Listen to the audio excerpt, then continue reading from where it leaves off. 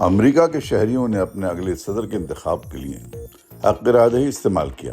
ان کے ووٹ کا فیصلہ نہ صرف اندرونی پالیسیز کو ترتیب دے گا بلکہ جنگ، تنازعات، مصنوعی ذہانت اور عالمی معلومات تک رسائی کے منظرنامے میں ہونے والی تبدیلیوں پر بھی اپنے اثرات مرتب کرے گا۔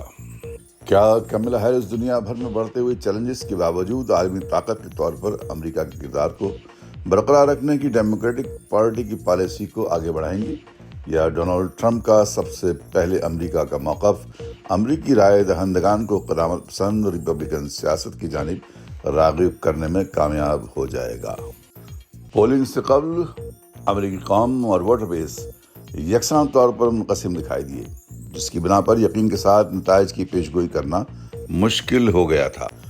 پاکستان اور امریکہ کے تعلقات تاریخ کے ساتھ منسلک ہیں، جو کہ 1980 کی دہائی میں سرد جنگ کے دوران اس کا اتحادی بنا، اور اسی تاریخ کی بنا پر دنیا کی سب سے بڑی معاشی اور سیاسی قوت کسی نہ کسی حد تک پاکستان پر بھی اثر انداز ہوتی ہے۔ امریکہ کے لیے پاکستانی قوم کے احساسات پیچیدہ ہیں۔ اگرچہ یہاں عوام کی بڑی تعداد امریکہ مخالف نظریات کا پرچار کرتی ہے، لیکن اس کے باوجود تعلیم کا حصول ہو یا مستقل رہائش، نوجوانوں کی ترجیحات کی فہرست میں امریکہ اولین ہوتا ہے۔ اس کے علاوہ پاکستان کے گھر گھر میں امریکی ثقافت کی جھلک نظر آتی ہے۔ McDonald, Pepsi, Coca Cola, Microsoft, Google, Facebook اور یوٹیوب کے صارفین کی پاکستان میں ایک بڑی مارکیٹ ہے، جہاں عوام کی بڑی تعداد ان برانڈز کی خدمات حاصل کرتی ہے۔ یوں کچھ حلقوں میں امریکہ کی ثقافت سے وابستگی اور امریکی سیاست کے حوالے سے عدم اعتماد کا یہ امتزاج ظاہر کرتا ہے کہ پاکستان کے امریکہ کے ساتھ تعلقات کی نوعیت قدر مختلف ہے۔ امریکہ میں 6,25,000 سے زائد پاکستانی نژاد امریکی شہری مقیم ہیں، جن کی بھیجی گئی رقوم پاکستان کی سالانہ ترسیلات زر کا 1/3 ہے۔ امریکہ پاکستان کا کلیدی تجارتی شراکت دار بھی ہے، جس کے ساتھ اس کے گہرے اقتصادی تعلقات ہیں، جبکہ پاکستان کے مختلف شعبات میں درجنوں امریکی کمپنیز فعال ہیں۔ مالی سال 2024 میں پاک امریکہ تجارت میں نمایاں اضافہ دیکھا گیا۔ پاکستان کی امریکہ کو برآمدات تقریباً $8 ارب تک پہنچ گئیں، جس میں ٹیکسٹائل اور گارمنٹس کا بڑا حصہ تھا۔ یہ برآمدی محصولات میں نمایاں اضافے کا عکاس ہے، اگرچہ اس عرصے کی مجموعی درآمدات کے حوالے سے جامع ڈیٹا دستیاب نہیں، لیکن درآمد عموماً برآمدات سے کم ہی رہتی ہیں۔ امریکہ سے درآمدات میں مشینری، الیکٹرانکس اور زرعی اشیاء شامل ہیں، جس سے یہ تاثر ملتا ہے کہ پاکستان اپنی اہم صنعتوں کے لیے امریکی ٹیکنالوجی اور آلات پر انحصار کر رہا ہے۔ امریکی حکومت کی پالیسیز بشمول امیگریشن پالیسیز کے پاکستان کی سیکیورٹی، تجارت اور معیشت پر براہ راست اثرات مرتب ہوں گے۔ تو یہ سمجھنے کے لیے کہ امریکہ کے انتخابی نتائج پاکستان اور دنیا پر کس طرح اثر انداز ہوں گے، ہم نے سفارتکاری، کاروباری اور اقتصادی ماہرین سے رائے طلب کی۔ سفارتکاروں نے امریکہ میں کس پارٹی کی جیت ہوتی ہے، اس سے قطع نظر امید کا اظہار کیا ہے کہ پاک امریکی تعلقات میں مثبت ڈگر پر چلتے رہیں گے۔ تاہم سفارتی معاملات کے ماہرین نے کہا کہ ڈونلڈ ٹرمپ کی حکومت آنے سے کے بعد پاکستان کے اندرونی معاملات میں مداخلت کے امکانات میں اضافہ ہوگا۔ دوسری جانب پاکستان کا کاروباری طبقہ امریکہ کے ساتھ تجارتی اقتصادی شراکت داری کو وسعت دینے کے لیے پر امید نظر آتا ہے، جبکہ ماہر معیشت زور دیتے ہیں کہ پاکستان کی اقتصادی طاقت ہی امریکہ سمیت دیگر بین الاقوامی شراکت داروں کے ساتھ اس کے تعلقات کو تشکیل دے گی۔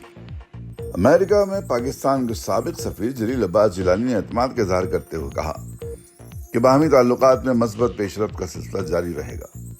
انہوں نے موقع فرمایا کہ کوئی شک نہیں کہ انتخابات کے بعد بھی پاک امریکی تعلقات میں تبدیلی نہیں آئے گی۔ انہوں نے کہا کہ امریکہ میں دونوں جماعتوں میں اتفاق رائے ہے کہ پاکستان جنوبی ایشیا میں اسٹریٹجک اہمیت کا حامل ہے، اور باہمی احترام اور مشترکہ مفادات میں باہمی تعلقات کو فروغ دینا دو ممالک کے مفاد کے لیے اہم ہے۔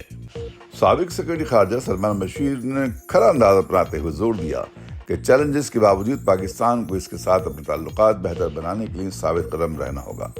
وہ کہتے ہیں افغانستان سے امریکہ کے انخلاء کے بعد واشنگٹن کے لیے پاکستان کی اہمیت پہلے جیسی نہیں رہی۔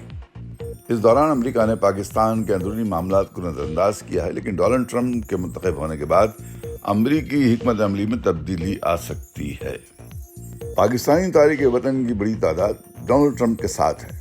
امریکہ اپنی ترجیحات کی بنیاد پر دونوں ممالک کے درمیان تعلقات کو ترتیب دے گا، جس میں چین ایک اہم عنصر ہے۔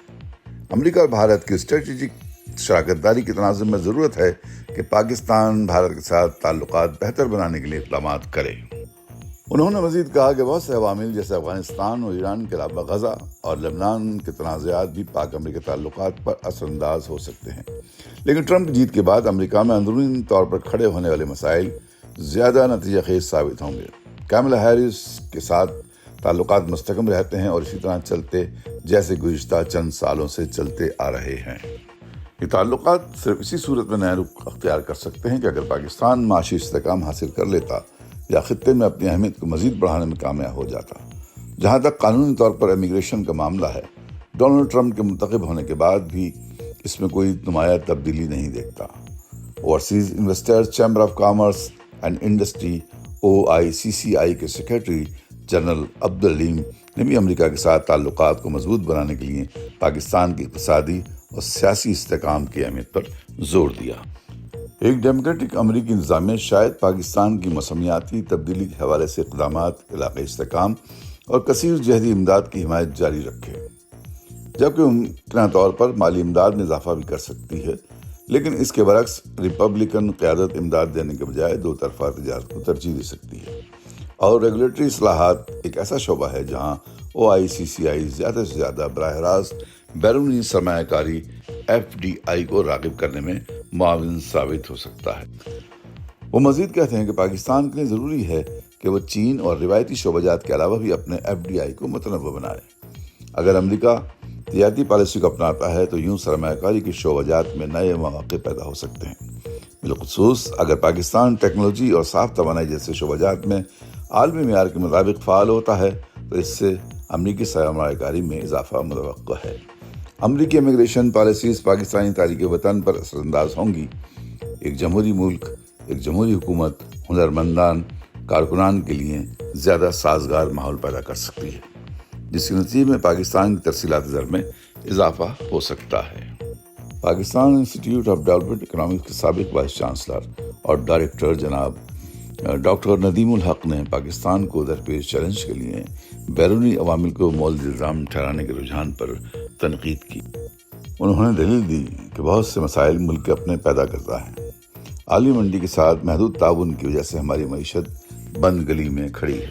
یہ تجارت سے GDP کے صرف 30% کے تناسب ظاہر ہے، جو کہ دنیا میں سب سے کم ہے۔ ندیم الحق نے آزاد تجارت اور اصلاحات کے نفاذ کی ضرورت پر زور دیتے ہوئے کہا کہ اگر کسی ملک نے صرف اندرونی بیوروکریٹک معاملات تک خود کو محدود کر لیا ہو تو ایسے میں عالمی واقعات اس پر اثر انداز نہیں ہوتے، تاہم تنہا اور لا تعلق رہ کر ہم اپنے لیے ترقی کے راستے بند کر رہے ہیں۔